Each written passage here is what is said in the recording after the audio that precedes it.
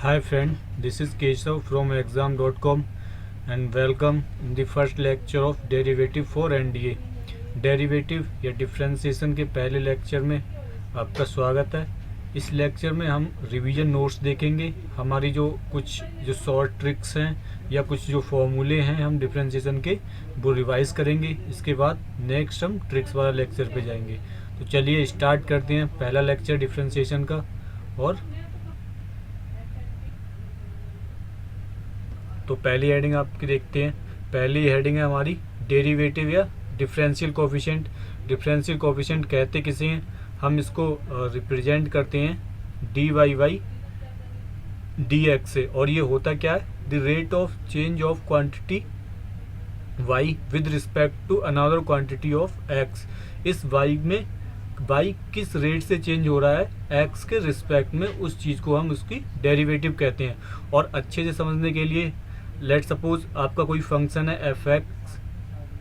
Let us suppose हमने एक small element माना h टेंड्स टू ज़ीरो, जो ज़ीरो की तरफ टेंड्स कर रहा है। कुछ बहुत ज़्यादा बड़ा नहीं है पर हल्का सा चेंज है। तो हल्का सा चेंज करने पर एफ एक्स प्लस एच की हमने एक वैल्यू निकाली। तो हमने इसमें चेंज क्या निकाला? अगर हम इसमें चेंज देखें, चेंज आपका आएगा F x plus H minus F X. ये स्मॉल चेंज हो गया in Y with the respect of x.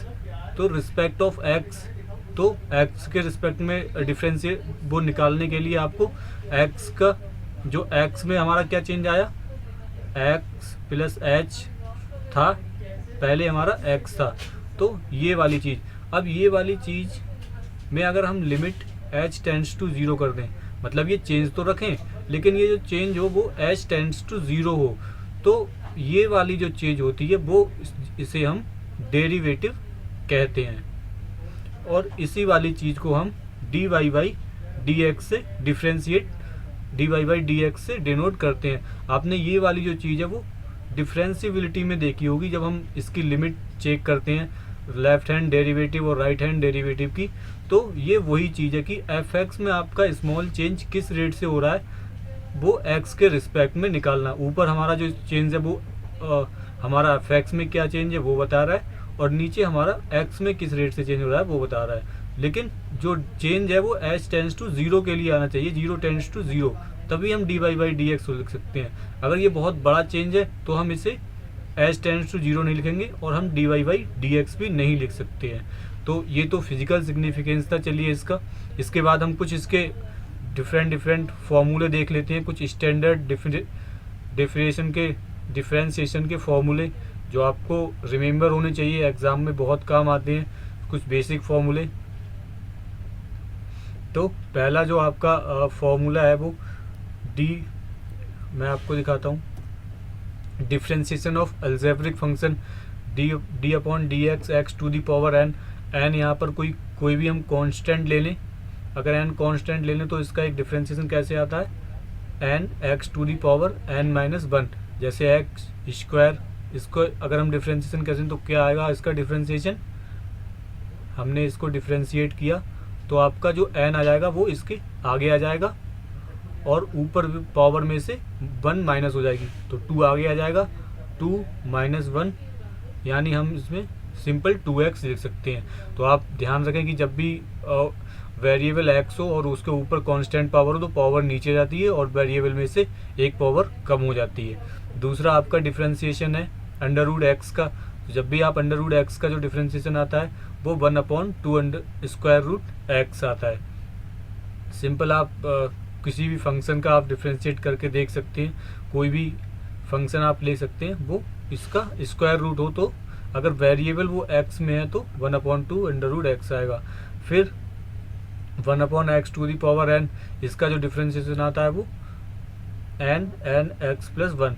इसका डिफरेंशिएशन आप इस तरीके से भी देख सकते हैं, d अपॉन डी एक्स, जैसे हमने पहले वाला किया था। मैं इस चीज़ को ये भी लिख सकता हूँ, d upon D x x to the power minus n।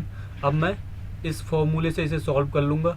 इस फॉर्मूले से सॉल्व करने के लिए क्या आएगा, मेरी जो कांस्टेंट टर्म है वो नीचे आ जाएगी x, और ऊपर वाली टर्म में से एक माइनस हो जाएगा, तो फिर माइनस साइन लिख लूँगा मैं इसे अपॉन एक्स एन प्लस 1, और इस तरह से वही आ जाएगा जो हमने इसे सॉल्व करके लाए हैं। तो अगर ये इस तरह से कोई नीचे वेरिएबल दिया हो तो आप उस सिंपल उसका ऊपर माइनस पावर रख लें और सिंपल फिर पहले वाले फॉर्मूले से सॉल्व कर दें। फिर इसके बाद देखते हैं हम ट्रिग्नोमेट्रिक फंक्शन के डिफरेंशिएशन। साइन एक्स का डिफरेंशिएशन कॉज एक्स का minus sine x, tan x का सेक स्क्वायर एक्स। अच्छा, ये डिफरेंशिएशन आते कहाँ से हैं? अगर आपको कभी ये डाउट हो तो वो सेम जो मैंने आपको स्टार्टिंग में बताया था कि हम कैसे कैलकुलेट करते हैं, f x plus H minus F x upon h and limit h tends to 0। तो इस तरीके से कैलकुलेट करते हैं। जैसे अगर हमें साइन का निकालना हो तो साइन का कैसे निकालेंगे हम, sine x plus H minus sine x upon h limit h tends to 0। तो ये वाला जो फंक्शन आ गया, अब मैं इसका पूरा सॉल्व नहीं कर रहा हूँ क्योंकि एनडीए में इसका प्रूफ नहीं पूछा जाता कभी भी। आपने इसका प्रूफ बोर्ड प्रॉब्लम्स में या आप खुद भी इसे सॉल्व कर सकते हैं। अगर आपने हमारा लिमिट वाला लेक्चर देख रखा है तो आपको पता होगा कि इस तरह की इक्वेशन को कैसे सॉल्व किया जाता है। तो जब भी आप इस तरह की इक्वेशन को सॉल्व करेंगे तो जो उसका आंसर आएगा वो cos x आ जाएगा। तो cos x इसलिए इसका डिफरेंशिएशन हम कह देंगे। तो इसी तरीके से सारे ट्रिग्नोमेट्रिक के इसी फॉर्मूले से निकाले जाते हैं डिफरेंशिएशन। हालांकि हमें सारे निकालने की ज़रूरत नहीं है, हमें सिर्फ वो चीज़ें रिमेंबर करने की ज़रूरत है कि साइन एक्स का cos x होता है, cos x का माइनस साइन एक्स होता है, और टेन एक्स का इसी तरह सेक स्क्वायर एक्स होता है, सेक एक्स का sec x tan x, cot x का माइनस कॉजेक स्क्वायर एक्स, और कॉजेक एक्स का minus cot x cosec x. तो ये चीज़ें सिर्फ रिमेंबर वाली हैं। रिमेंबर करना भी इजी हो जाता है जब आप बार बार इनको प्रैक्टिस में लाते हैं। थर्ड हेडिंग देखते हैं, differentiation of logarithmic and exponential function. Logarithmic function और एक्सपोनेंशियल का आप कैसे डिफरेंशिएशन करोगे, उसके लिए फॉर्मूला है लॉग एक्स। तो जब भी आप लॉग एक्स करेंगे तो उसका डिफरेंशिएशन होता है 1/x, where x is greater than 0। x greater than 0, normally जब भी आपको डिफरेंशिएशन के क्वेश्चन मिलेंगे तो उनमें x ग्रेटर देन 0 ही रहेगा, तभी ये वाला लॉग डिफाइन होगा, वरना नहीं तो ये लॉग भी डिफाइन नहीं होगा। तो सेकंड देखते हैं, differentiation of e to the power x क्या आता है हमारा, e to the power x। यही एक सिंगल एक फंक्शन ऐसा है पूरे डिफरेंशिएशन में जो सेम रिटर्न करता है, मतलब डिफरेंशिएशन फंक्शन का सेम रहता है। फिर a to the power x, a to the power x का क्या आता है, a to the power x log a। आप थोड़ा सा ध्यान रखें, यहाँ पर कई बार लोग गलती कर देते हैं, log ये log e इसके बेस में है, फिर a है, log बेस में a e नहीं है, ये बात आप थोड़ी ध्यान से देखें। तो a to the power x log a, फिर इसका डिफरेंशिएशन सेम जो मैं बता रहा था आपको, इस वाले का डिफरेंशिएशन निकालने के लिए आपको लॉग की प्रॉपर्टी यूज़ करनी पड़ेगी, d/dx log ax। मैं क्या करता हूँ, इसको e की बेस में तोड़ लेता हूँ। e की बेस में तोड़ने के लिए आपका आ जाएगा log e x upon log e a, और इस पूरी का डिफरेंशिएशन। अब आप थोड़ा सा ध्यान से देखें तो ये वाला जो टर्म है वो मेरा कांस्टेंट टर्म है log e की पावर a, इसका डिफरेंशिएशन क्या आया था, ये वाला 1/x। ये e है यहाँ पर बेस में जो मैं आपको बता रहा था, यहाँ पर भी e है।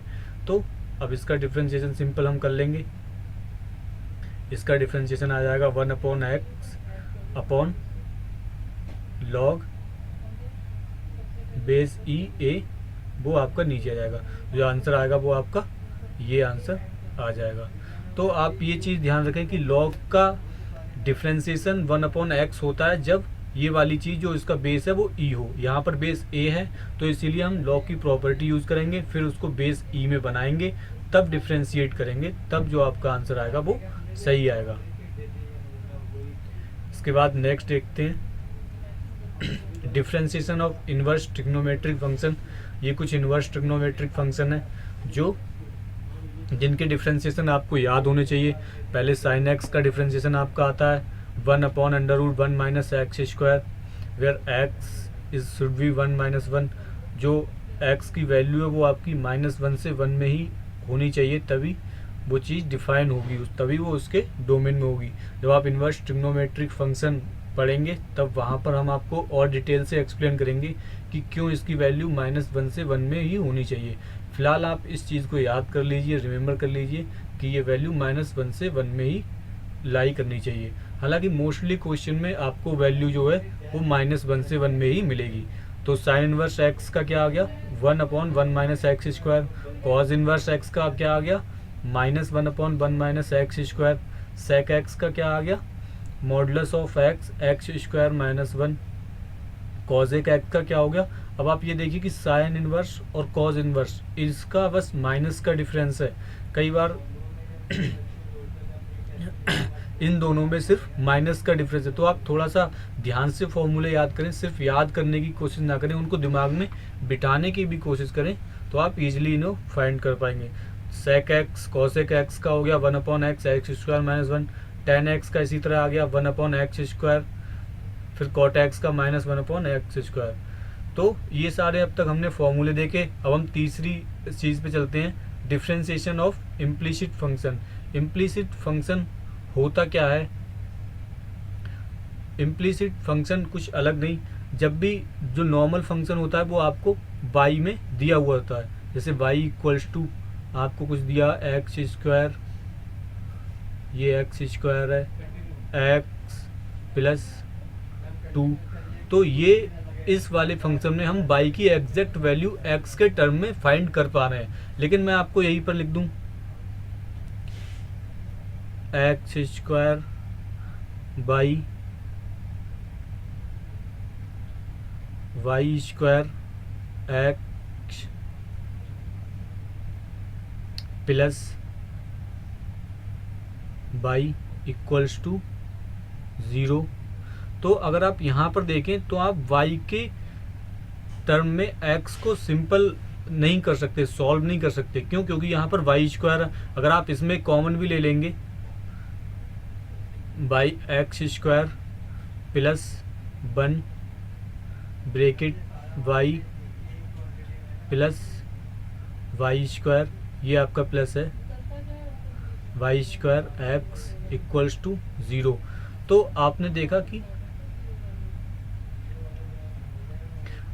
कि यहाँ पर आप इस क्वांटिटी को y के टर्म में सॉल्व नहीं कर सकते। आप कितना भी करो, आप कैसे भी करो, हालांकि इस चीज़ में हो सकती है, लेकिन अगर मान लो y की पावर 3 हो सकती या 4 हो जाती, तो आप 2 की जगह 4 हो जाती, तो आप ये इक्वेशन y की टर्म में सॉल्व नहीं कर पाते।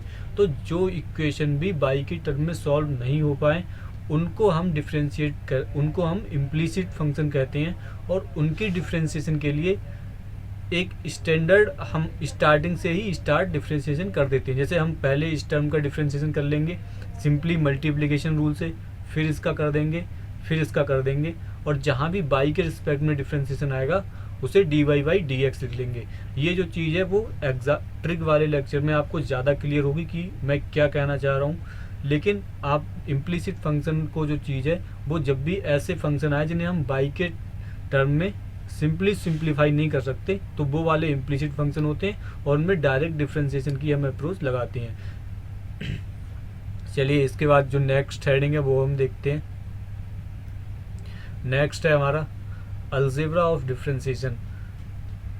अब तक आपने लिमिट, डिफरेंशिबिलिटी और कंटिन्यूटी की देखा कि कैसे वो क्या हम उन्हें जोड़ सकते हैं या सब्सट्रैक्ट कर सकते हैं या मल्टीपल कर सकते हैं या नहीं। तो पहला केस देखते हैं कि अगर दो फंक्शन दिए हों तो क्या हम उनका जो डिफरेंशिएशन होता है वो भी एडिटिव होता है। हाँ, एडिटिव होता है। मतलब तो डिफरेंशिएशन सम का क्या मीनिंग है, उसका ये मीनिंग है कि अगर हमें दो फंक्शन f(x) प्लस जी एक्स दी हो तो हम या तो इनके एडिशन का डिफ्रेंशिएशन करें या इनको इंडिविजुअली डिफ्रेंशिएट कर लें। D Y D x into F x plus D upon D x into जी एक्स। मतलब या तो हम उन दोनों को जोड़ के डिफ्रेंशिएट कर लें या उनको अलग अलग डिफ्रेंशिएट कर लें, एक ही बात है। मतलब जो डिफ्रेंशिएशन होता है वो एडिटिव क्वालिटी में आता है। जैसे x square plus x square दिया हुआ है आपको, तो अगर हम जोड़ दें इसे तो जोड़ के क्या हो जाएगा, ये 2x स्क्वायर, और इसका डिफ्रेंशिएशन हम कैलकुलेट करें तो क्या आ जाएगा आपका 4x। सेम अगर हम अलग अलग इन दोनों का डिफ्रेंशिएट करें और उन्हें जोड़ दें, पहले इसका डिफ्रेंशिएट करें, 2x का डिफ्रेंशिएशन क्या आएगा, डिफ्रेंशिएशन एक्स स्क्वायर का 2x, फिर इस वाले एक्स स्क्वायर का क्या आएगा 2x इक्वल्स टू 4x।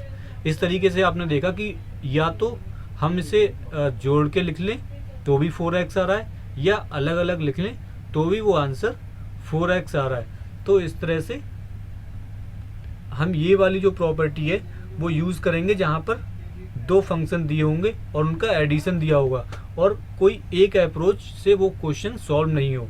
मान ली एक क्वेश्चन में एक आपका y equals to u plus v के फॉर्म में कोई दिया हुआ है। अब इस u में कोई और अप्रोच यूज हो रही है, b में कुछ अलग अप्रोच यूज हो रही है, तो हम क्या करेंगे, उनको u को अलग डिफ्रेंशिएट करेंगे, v को अलग डिफ्रेंशिएट करेंगे और उसको जोड़ देंगे। वो डिफ्रेंशिएशन हमारा सिंपली y के इक्वल ही होगा। तो ये एक सम की प्रॉपर्टी है। फिर सेम प्रॉपर्टी वो डिफरेंस के लिए भी फॉलो करता है। अगर हम उनके डिफरेंस का उनको साथ में डिफ्रेंशिएट कर लें या उनको डिफ्रेंशिएट करके सब्सट्रैक्ट कर दें, वो एक ही चीज़ होती है। फिर इन दोनों के लिए तो इसने फॉलो कर ली, लेकिन ये मल्टीप्लिकेशन में ऐसा नहीं होता कि हम उनका मल्टीप्लिकेशन करें या उनको डिफ्रेंशिएट करके मल्टीप्लाई कर दें, तो वो गलत हो जाएगा। जैसे हम एडिशन में या सब्सट्रैक्शन में करते हैं। मतलब अगर मैं मल्टीप्लाई करूं एफ एक्स इंटू जी एक्स और इस पूरे का डिफ्रेंशिएशन कर लूं, ये इक्वल नहीं आएगा एफ डैश ऑफ एक्स उनके सिंगल डिफ्रेंशिएशन के। तो ये वाली जो प्रॉपर्टी है वो सिर्फ एडिशन और सब्सट्रैक्शन के लिए ही है। आपकी ये प्रॉपर्टी मल्टीप्लिकेशन और डिवीजन के लिए नहीं है।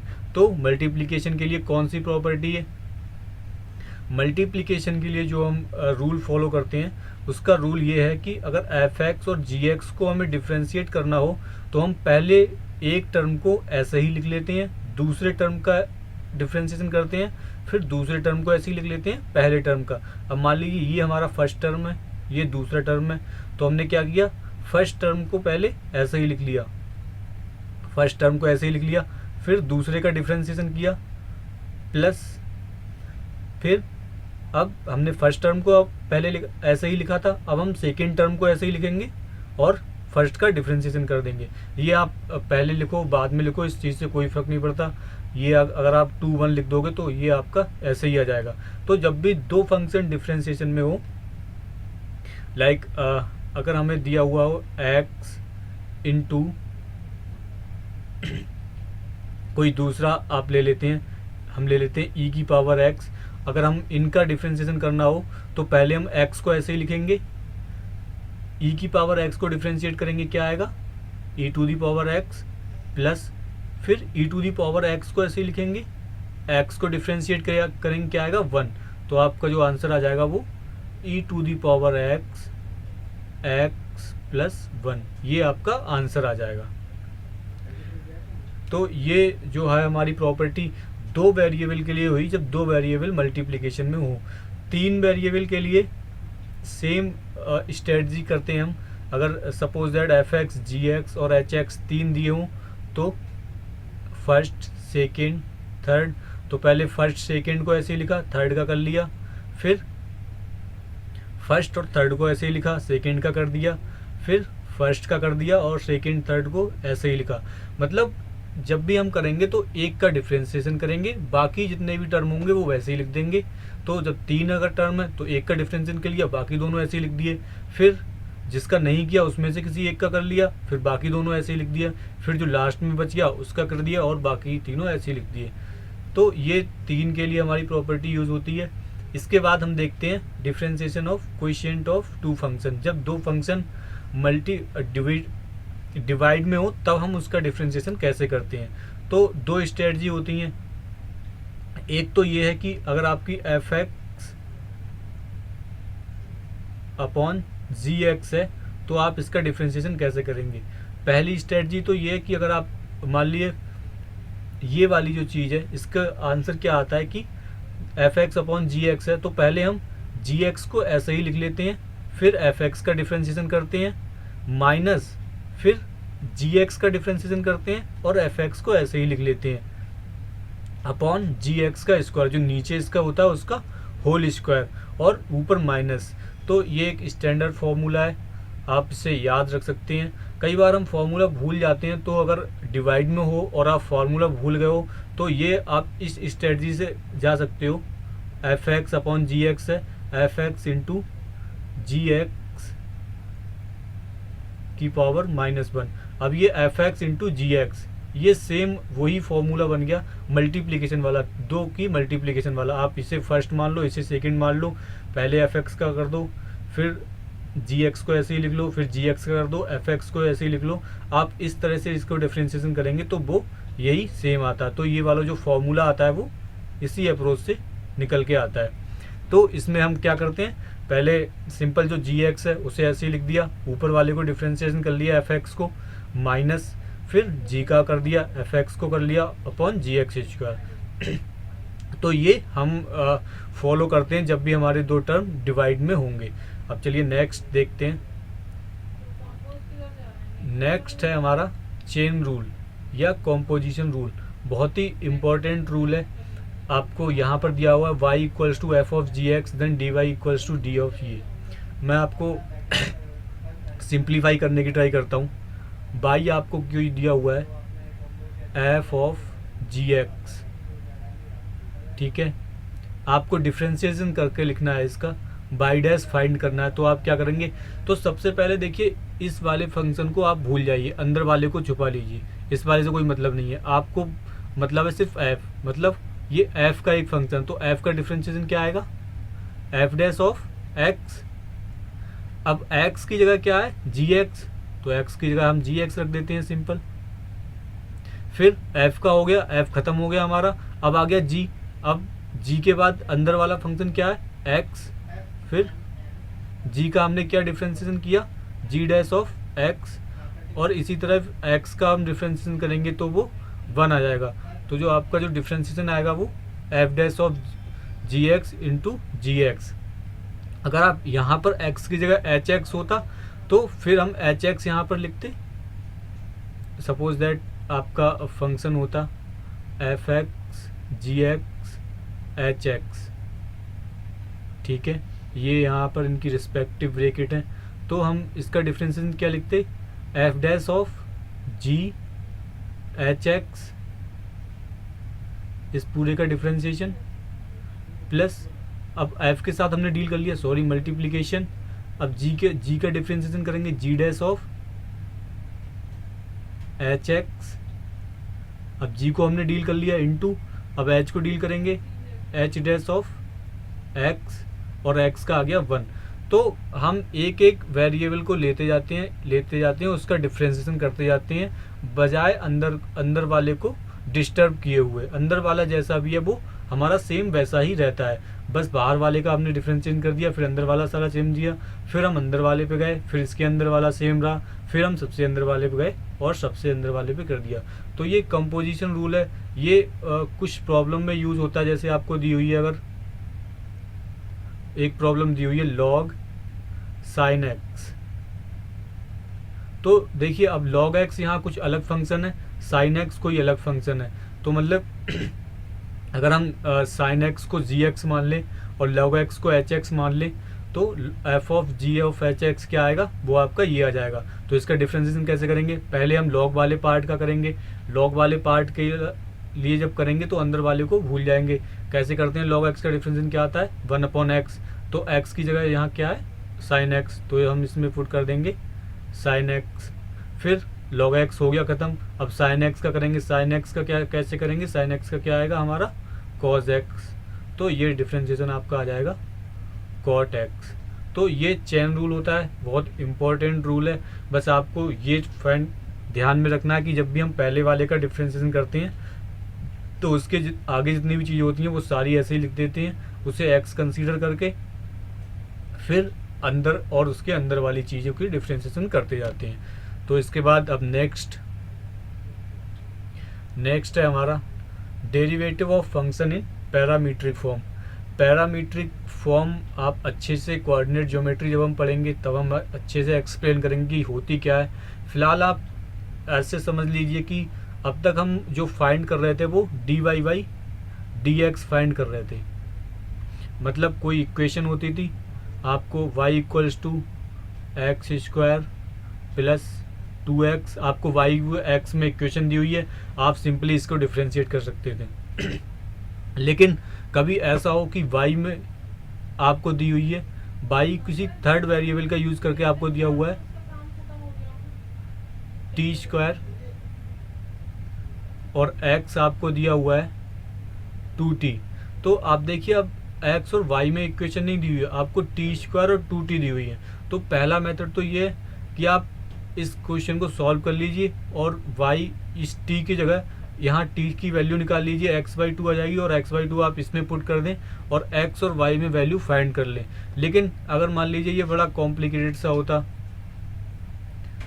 साइन t यहाँ कॉस t प्लस 1/√t, तब ये t में वैल्यू आप फाइंड नहीं कर पाते और इसमें भी वैल्यू आप पुट नहीं कर पाते। उस केस में हम क्या करते हैं, उस केस में हम इस वाली जो इक्वेशन होती है इसको डिफ्रेंशिएट कर लेते हैं t के रिस्पेक्ट में। तो आपका आ जाएगा dy/dt जब हम डिफ्रेंशिएशन करेंगे। तो फिर x वाली इक्वेशन को भी अलग t के रिस्पेक्ट में डिफ्रेंशिएट कर लेते हैं, वो आपका आएगा dx/dt। फिर dy/dx जो आपको पूछा है वो इनका डिवाइड आ जाता है। इनका डिवाइड अगर हम dy/dt अपॉन dx/dt को डिवाइड कर दें तो dt से dt कैंसिल आउट हो जाता है, जो आपका आंसर आएगा वो ये आ जाएगा। तो इस तरह से ये आपका आंसर आ जाएगा। तो कहने का मतलब ये है, जब भी थर्ड वेरिएबल आपको दिया हो तो सिंपली आप उसी थर्ड वेरिएबल में y और x में डिफ्रेंशिएट कर लें, dy/dt फाइंड कर लें, dy/dx फाइंड कर लें और उनको डिवाइड कर दें, फिर dy/dx आ जाएगा। या अगर इजी हो तो उस थर्ड वेरिएबल को गायब करके आप उस x और y में इक्वेशन फाइंड कर लें तो आपका तो भी dy/dx आ जाएगा। ये सिर्फ एक क्वेश्चन की कैटेगरी है जिस तरह के क्वेश्चन आ सकते हैं। अब इसके बाद नेक्स्ट है हमारा लॉगरिथमिक डिफरेंशिएशन। लॉगरिथमिक डिफरेंशिएशन अलग से क्यों लिया, इसका लेने का एक पर्पज़ ये है कि जब भी आपको कैलकुलेट करने हो इस तरह के फंक्शन, लाइकवाइज ये फंक्शन या ये तो चलिए नॉर्मल मेथड से, क्या हमने अभी तक कोई मेथड पढ़ा है जिसमें हम fx1 x को सॉल्व कर सकें? ना तो ये मल्टीप्लिकेशन में, ना डिवाइड में और ना एडिशन और सब्सट्रैक्शन में, ये चीज़ पावर में है। तो पावर को कैसे हम डील करते हैं, जब भी पावर में फंक्शन होते हैं तो हम पावर को लॉग लेके डील करते हैं। लॉग लेने से क्या हो जाएगा भाई, तो y इक्वल्स टू, अब लॉग का जादू देखिए आप, x⁴x हमने लॉग ले लिया, लॉग y इक्वल्स टू, जब हम इसमें लॉग लेंगे तो x नीचे आ जाएगा, लॉग x।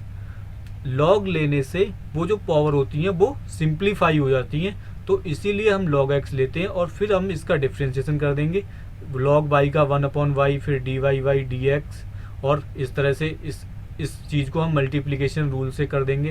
पहले x लिखा, फिर log x का किया 1/x, log x ऐसे ही लिखा, x का किया 1।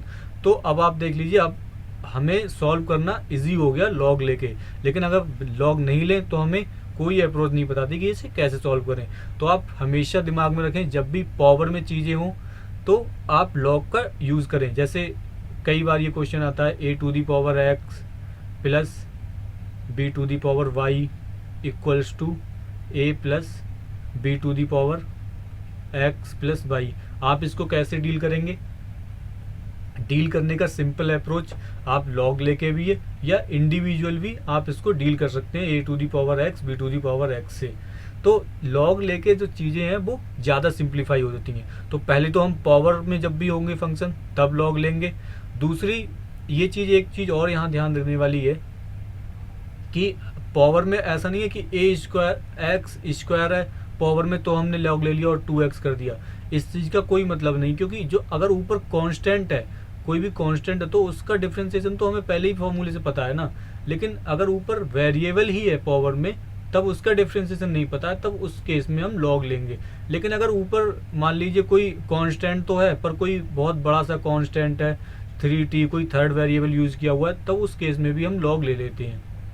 तो दूसरा हम देखते हैं लॉग कब यूज़ करते हैं, जब चीज़ें मल्टीप्लिकेशन में हो। अब मान लीजिए अभी हमने एफ एक्स इंटू जी एक्स का देखा, फिर एफ एक्स इंटू जी एक्स इंटू एच एक्स का देखा। मान लीजिए 4-5 फंक्शन आपको दिए हूँ एफ जी एच आई जे। अब आप इनको कैसे करेंगे? या तो आप पहले को डिफ्रेंशिएट कर दीजिए, बाकी फिर सारे लिख लीजिए, फिर दूसरे को, फिर बाकी सारे। तो इस अप्रोच से अगर हम जाएंगे तो हमारी जो क्वेश्चन होगा वो बहुत लेंदी हो जाएगा। तो इस तरह की प्रॉब्लम में भी क्या किया जाता है, हम उन चीज़ों में लॉग ले लेते हैं। जैसे आपको डिफ्रेंशिएशन निकालना है sine x into cos x into x into कुछ भी आप और भी ले सकते हैं, इसमें इक्वेशन आगे बढ़ा सकते हैं। तो इसका डिफ्रेंशिएशन सिंपली आप लॉग ले लीजिए और लॉग से आपका आ जाएगा log sign x plus log cos x plus log x, और उसके बाद डिफ्रेंशिएशन उसका इजी हो जाएगा। फिर दोनों चीज़ें दी हों, अगर सॉरी, फिर आपको डिवाइड में दिया हो, डिवाइड में कोई बड़ी चीज़ दी हो, आपने एक फंक्शन के लिए तो पढ़ रखा है एफ एक्स अपॉन जी एक्स हो तो हम क्या कर देंगे। लेकिन सपोज दैट जी एक्स हो, जी एक्स 1 हो, जी एक्स 2 हो, बहुत लंबे लंबे फंक्शन ऊपर नीचे मल्टीप्लाई हो, तो इससे कैसे करेंगे? तो इसको भी हम लॉग की अप्रोच से सॉल्व करते हैं। लॉग की अप्रोच से ये लॉग एफ एक्स 1 हो जाएगा plus log F x 2 plus log F x 3 minus log five 1 x log five 2 x. तो लॉग इन सब चीज़ों को सिंप्लीफाई कर देता है, इसीलिए हम लॉग का यूज़ करते हैं। कब? तीन प्रॉपर्टी में, पहला जब दो वेरिएबल हो पावर में हो, दूसरा जब मल्टीप्लिकेशन बहुत बड़ी हो, तीसरा जब डिवाइड बहुत बड़ा हो। उन सब केसेस में हम लॉग का यूज़ करते हैं। तो बाकी लॉग का आपको प्रॉपर्टी तो पता ही है।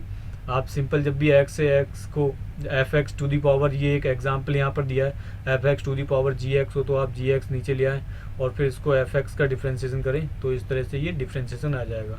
तो आप याद रखें कि 3 स्ट्रेटजी में जब भी आप कहीं फंस जाएं तो पावर में, मल्टीप्लिकेशन में या डिवाइड में हम लॉग का यूज़ करते हैं। नेक्स्ट हेडिंग हम देखते हैं,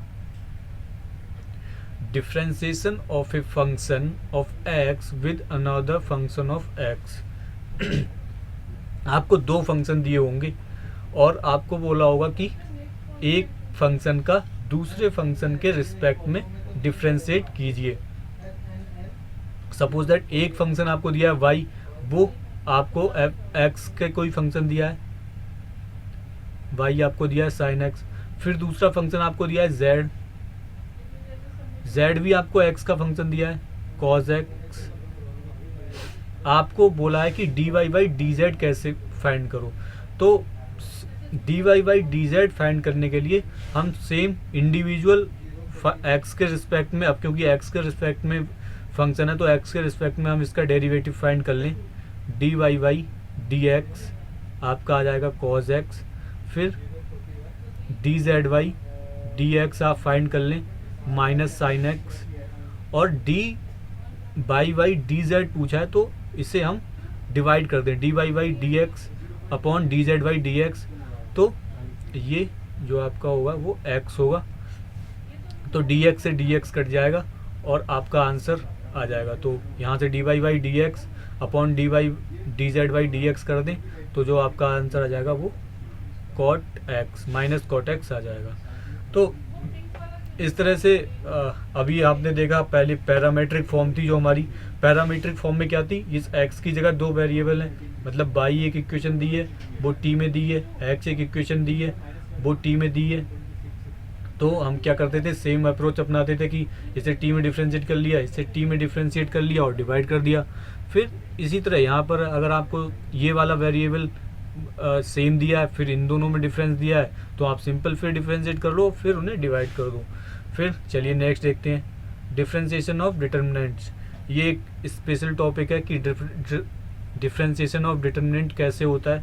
हालांकि हम इसे डिटर्मिनेंट वाले पार्ट में डिटेल में देखेंगे, पर फिर भी एक मेथड आप देख लीजिए। अगर आपको कुछ y इक्वल्स टू ये डिटर्मिनेंट दिया है p q l q b m r w n, तो इसका डिफ्रेंशिएशन हम कैसे कैलकुलेट करेंगे।